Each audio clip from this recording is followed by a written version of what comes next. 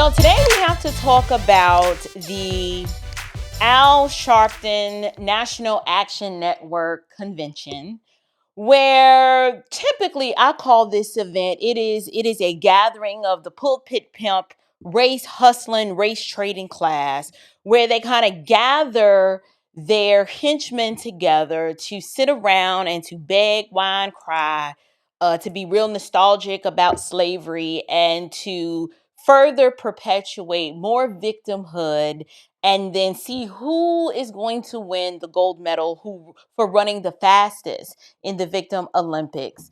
And today I want to react to Cro-Magnon Man was at the National Action Network convention. And here we're going to listen to him dang another juicy carrot in front of the Black Democrat delegation class and make promises that he can't keep. And I just wanted to react to it. There's a lot to unpack here, and there's a lot that I can say about it. For me, that's not enough. We also have legislation for what we call a Department of Reconciliation. We have to reconcile our differences. And this goes beyond African Americans, the Trail of Tears, what happened to the Japanese internments. We've got to reconcile our differences. So we need a Secretary of Reconciliation, just as we have a Secretary of Education, a Secretary of Labor. We need a Secretary of Reconciliation who will report directly to a president, not this president. Okay, before we get into the reparations discussion, I first want to address this new division that he decides that is necessary called the Department of Reconciliation. And he claims it's because we need to reconciliation. And I'm like, who? Who needs reconciliation? And then reconciliation for what? Like this is a Democrat doing what Democrats do. They want more big government and more bureaucracy and more departments so they can demand money and appropriations to do absolutely nothing. What in the heck is a Department of Reconciliation? Who makes up this department and what exactly needs to be reconciled? See, those of us who are Black Americans, he says it's not just for Black Americans. He claimed for the Native American and Lord knows who else he's including in this discussion.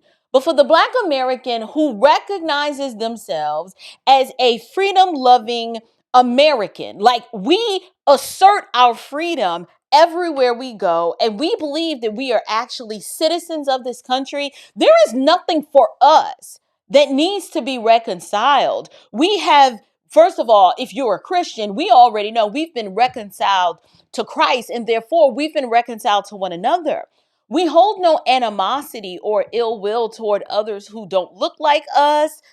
We are not carrying the baggage and the trauma of slavery because, for one, we were never slaves. I am so confused as to what the heck is a Department of Reconciliation. What is it that you want? Hear me clearly. No one is denying that slavery wasn't real and that slavery didn't happen. But blood was shed on U.S. soil fighting a war, brother against brother, over the issue of slavery. White men fought over the issue of slavery. Black freedmen fought over the issue of slavery. What more? What is more valuable than the blood that was shed at Antietam and Gettysburg and Yorktown? What more do you want? I can tell you what you want. You don't want to be reconciled to anyone. Because if reconciliation truly took place, which for many of us it has, this is why we're conservatives, is because we already reconciled that we've been reconciled. We don't harbor unforgiveness in our heart toward anyone, and we have peace with God, which therefore gives us peace with man. We don't need to be reconciled. You were the one that still has grievance. And your grievances can never be ameliorated and they can never be pacified because you are at war with God. Therefore, you are at war with your fellow man. No one is doing anything to you to where you feel that you need to be reconciled. But this is a Black Democrat. Remember, The Iron Triangle is the consortium of the black pulpit primp, the black preacher. You see here, right here, you see Al Sharpton. He's the black preacher. Then you have the black civil rights worker. So he's in a dual capacity right here because he's a black pulpit pimp preacher and he's a black civil rights leader or activist. And then the black politician. The three of them work together to keep the black community subjugated and controlled and dependent on the government. And so their only solution is more government. They don't want to empower you to function in your freedom and to be acclimated into American society. They want to keep you tethered to slavery in all of its trauma, in all of its memory. Earlier in this discussion, he talked about having a remembrance day for slavery. We're the only people group who go out of their way to celebrate the fact that we were conquered, captured, subjugated, and enslaved for centuries. I'm sorry, but that's not a flex. And that's not something that I want to be remembered. We can remember it, but I don't want to build it in memoriam. I'm no longer a slave. I'm free in Jesus. And I would rather look or treat it like the children of Israel looked at how God brought them out of Egypt, how God raised up a Moses to deliver them from Pharaoh's hand. They don't want to remember being enslaved. They want to remember how the Lord freed them. But these people, because they are spiritually in bondage and they're slaves to sin, they cannot view slavery in that way. So getting back to him in this Department of Reconciliation, let me tell you what this is really about.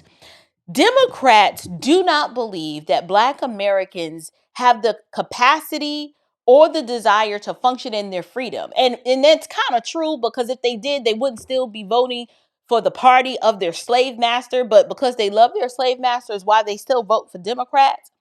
But Democrat politicians, they need more government.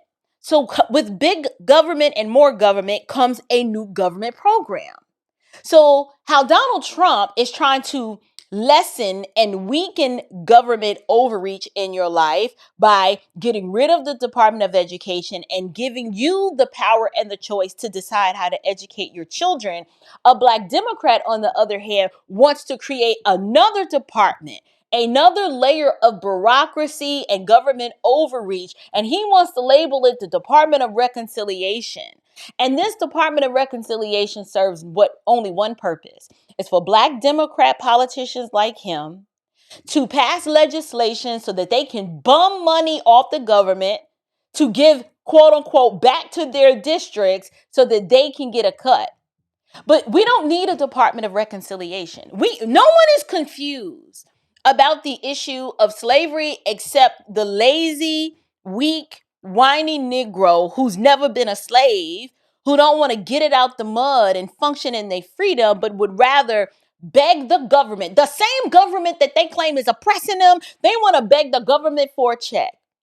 Not tell the government to get the heck out of their way to remove the artificial weights that prevent them from flourishing and functioning in their freedom. No, they want to demand from the government another department. First, let me say this. How is the government going to create a Department of Reconciliation? How are you going to demand that the government that you claim is white supremacist and oppressive toward you and your people, and that owe you all of these things? How can that government also be the ones in charge of reconciling anything? You claim they've not addressed your grievances. So how can they be the ones in charge of a Department of Reconciliation and then appoint a Secretary of Reconciliation? What is this person going to reconcile you to? What is the problem? What is it that you don't have? What is it that has not been reconciled? Because I can show you the names of the Black soldiers of the 54th Massachusetts that fought for your freedom. And when I say your freedom, I am talking about the Black slaves' freedom. Not your freedom, because you was born free. Now, I was born free too. But for the black slaves who chose to remain a slave instead of fighting with the Union Army for their liberty, the 54th Massachusetts shed their blood and they died to liberate individuals who didn't participate, who didn't give permission, and it was done without their knowledge. So what are we reconciling here? There's nothing to reconcile. There's no amount of money that's going to satisfy you. You know how I know this? Because when the Southern Homestead Act was given, you had the opportunity, the freed, the newly emancipated slave had the opportunity to go out west and go and acquire 160 acres of land as long as they would work the land for 5 years, pay a filing fee, and it would be theirs. We couldn't get them to go. Less than 5,000 people went out there and settled out of the millions of slaves. So this Department of Reconciliation is stupid. And it only represents another layer of government that Democrats can say, see, look here, we're doing something. And this Department of Reconciliation is simply going to demand money and more resources, which means more of your taxpayer money that's going to be unaccounted for. And it's not going to do anything on the ground into the hands of the people. I don't need you to administer how my tax dollars are going to be used. I prefer to keep more of what I earn, and I don't want to give you more for you to decide what needs to be done, because I don't think a Department of Reconciliation is necessary. But now let us listen to him talk about reparation, the juicy carrot that he gonna keep dangling in front of these Negroes' faces in hopes that it's going to elicit some votes for him. Listen to this. Directly to a president. And the job would be to reconcile our differences. And that reconciliation for me, I say this with no shame, no embarrassment. I am unapologetically black. And I say this, that would include reparations. Reparations for the 240 years of free labor that people still benefit today from, and that we were locked out of opportunities along the way while they were benefiting. So I believe in... No. If the argument is that slaves were locked out of opportunities because they were a slave, then my question is, why didn't they do anything in their power to be emancipated like over 200,000 slaves who chose and decided that I'm not going to be your slave. I'm going to run away. I'm going to revolt. I'm going to do whatever it is that I need to do because I'm not going to be your slave. Here you have someone in 2026 who looks like he's been here since AD 26. Talk about the Department of Reconciliation needs to also include reparations for the descendants of slaves. How he believes that descendants of slaves are owed anything after this country has done so much. Now, see, when I speak like this, the average pro-wokety woke blackity black, they don't know what to do with that because, see, they don't believe that life is valuable. See, when you're a black Democrat and you can vote for abortion up until the 9th month, you don't really value life that way. You don't see it as valuable and worthy of dignity and respect. So because a pro-wokety woke blackity black doesn't value life in the womb, when I talk about the black soldiers of the 54th Regiment who fought to free you, the slave, without your knowledge, participation, or your permission, and I say their bloodshed should have been enough. That was enough payment for your freedom. You didn't participate in your own emancipation. They showed up to your plantation and read the Emancipation Proclamation to you. And you were like, oh, we free now. Okay, well, what does that mean? Well, it means you are free to go. And under the weight of that, you know that there was still some slaves. They were like, I don't really know what to do with that. So I'm gonna just stay here because all I know is being a slave. And I'm not judging them for that. If that was their choice, then choose to stay on the plantation, let master take care of you. I just recently visited the Old City Cemetery in Lynchburg, Virginia, where there was a whole plot of a whole white family. And you know who was also buried in that plot? Mammy, their slave, who served their family faithfully for over 40 years. I don't judge Mammy's decision to remain a slave. I judge the ones who chose and made that decision and then complain about it, whose descendants are still out here complaining now. If you did nothing to assert your freedom and you chose to remain under the bonds of slavery, I don't want to hear you complaining about it because you chose. You made your decision. I'm uninterested in hearing your whining and crying and ungratefulness for the decision that you made. Because Frederick Douglass made it very clear he didn't want to be no slave no more. He didn't want to be a slave. So when you talk about this Department of Reconciliation, the job of the Secretary of Reconciliation is to help us reconcile our differences. What differences? We're all made in the image of God, and we're all just varying degrees of brown and shades of brown and melanin.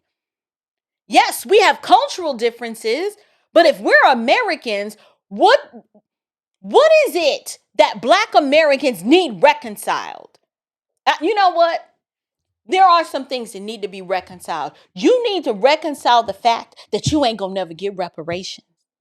And you need to reconcile the fact, if you are a Black Democrat, that it's never going to happen, because if it were going to happen, the only time I could see where it was remotely possible that it was going to happen was during Barack Obama's first term, where he had a filibuster-proof majority. That man could have passed anything he wanted. How many times did the issue of reparations come up?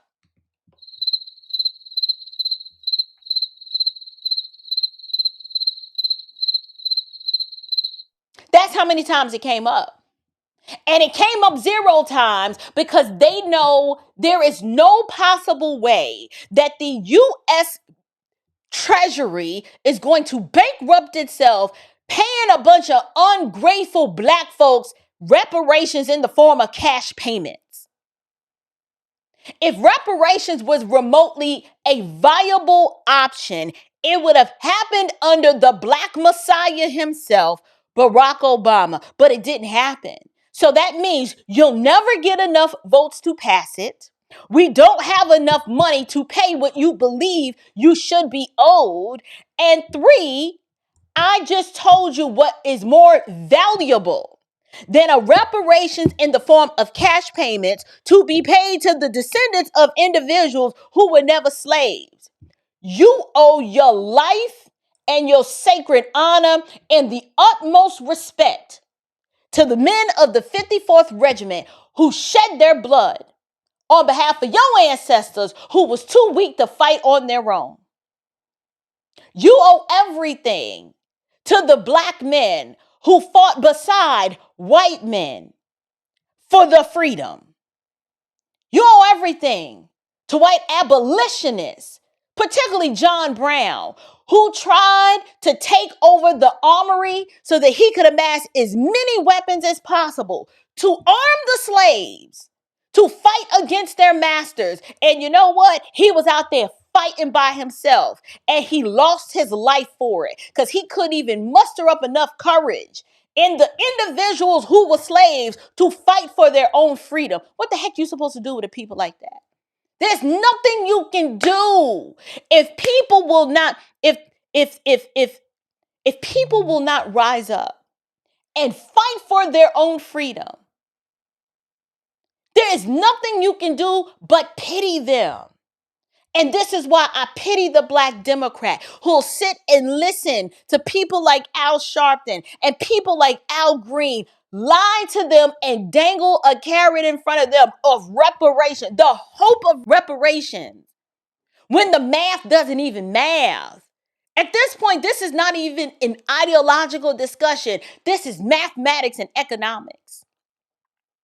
The U.S. government is not going to bankrupt the Treasury in order to pay the descendants of Black slaves a dime. And they'll never get enough votes in the House or the Senate to pass it. So instead of exerting energy, whining, crying, and begging, why waste your time doing that when you could be raising a family, learning how to be a good steward over the money you already have, learning your history and learning why voting for Democrats is actually voting for your own oppression and voting for your own subjugation? This is why I decided to do the documentary Slavery is a Choice. Because when I see situations like this and I see Black Democrats able to pull the wool over your eyes and make you think that he talking good, I am compelled. I gotta teach the people. People need to know that slavery is a choice. It was a choice then, and it's a choice now. Because every time you pull that lever for a Democrat, especially a Black one, you choose your own slavery. You've already decided who is supreme and master over you because you look to them to provide for you and to give you something that only God can give you. These people can't give you freedom. They can't give you something that they don't even have. Not only are they a slave to sin and are spiritually blind, but they are spiritually dead and they're not free. But guess what? God made you free. Even Abraham Lincoln had sense enough to say, listen, I didn't want this war. I didn't want this nation fighting itself. But God in his providence used the issue of this war to settle once and for all the issue of slavery that God made you free. Listen, at the end of the day, I need people to understand that reparations is never going to happen. Okay, I know that's a struggle for a lot of people to get, particularly the pro woke, blackity black crowd, and even those who are on the conservative side. They're individuals whose worldview has not really been shaped by history and by principle and by economics. So to them, it's like, well, yeah, Blacks were slaves. So therefore, why wouldn't Black people be owed reparations? My question is, who is going to pay it? And two, who is going to receive it? And three, the assumption is that reparations in a myriad of forms have not already been offered. It's just that everybody didn't take advantage of it. We had two Homestead Acts, and freed men had the opportunity. They could choose. See, the problem, I think many of us want something handed to us. They literally want it packaged in the lap and say, here you go, versus understanding, look, if an opportunity presents itself and you choose not to take advantage of it, that's on you. But your ancestors don't get to come back 8 generations later begging and demanding money from people who, like, I had no part or lot in this whole situation. My people, if they did enslave your people, are dead. What does that have to do with me? Just like in the same way, my ancestors may have been subjugated by some white folk. But that is not my story. Why would I want to steal what I believe was owed to someone else and then take advantage of it just because? You've done nothing to earn it or deserve it. It's not owed to you. And then 4, I need Black people to stop flexing about slavery as if it is a badge of honor. If your people were subjugated and were enslaved, You should be ashamed, and you shouldn't be bringing it up and talking about it all the time. They were conquered. It's not a flex to say my people were here and had their labor exploited and they were stolen and they were like, are you listening to yourself? No self-respecting person is going to talk about and extol the horrors of slavery as if it is virtuous and then demand to be paid for it. No, you should be saying we will never allow ourselves to be subjugated again. And as a result of that, we don't want anything from you. It's the government? Oh no. We just want you to get the heck out of our way and leave us alone. But we don't want anything from you. But this whole reparations discussion is goofy to me. It is goofy to hear people who claim to be pro-Black demanding money for labor that they never rendered, and then for freedom that they never fought for. The Black American slave was emancipated without their permission, knowledge, or their participation, unless your ancestors fought on behalf of the Union Army and shed some blood. If that's your people, then you are truly free and you earned your rights. But if that's not your story, then you just need to be quiet and you need to be real grateful that you are still living in the greatest nation on the face of the planet. And you just get to be here by merit of your birth alone, but not because you've done anything to deserve it.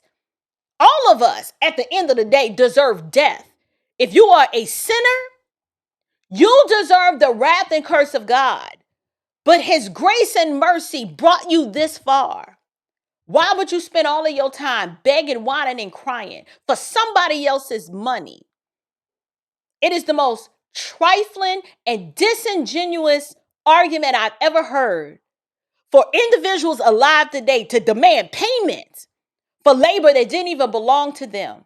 I'm curious to know, do you believe that individuals like Al Green are being honest and forthright?